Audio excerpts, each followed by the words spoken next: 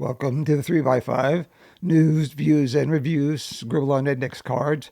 We get in and get out fast, so keep up. Today,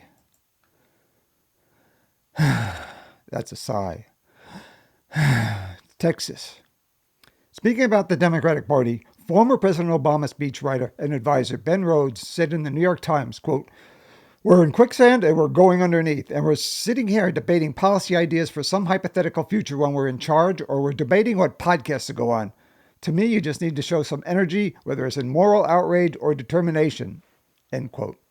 Sounds like a start, but whether you call yourself a Democrat, a progressive, or a leftist, personally I'm all of the above. Perhaps we need to go a little further, as in occasionally cross the line and use degrading language to describe Trump, Republicans, and MAGA.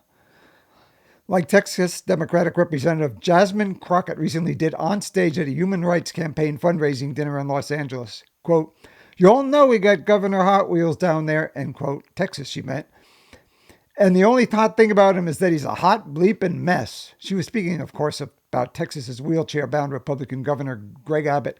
He is a truly execrable person with, among other things to his credit, debit, the flights from Texas that he authorized to drop off undocumented immigrants in major cities to let them house and care for them. Of course, Representative Crockett was criticized for her comment by both the right and the left. I personally, concerned with the rights of the disabled, of whom I know quite a few, would never say something like that.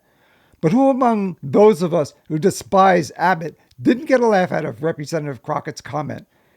Maybe we need to play a little dirty from time to time. And compared to Republicans who basically wallow in the mud, Representative Crockett just got some spots on her dress.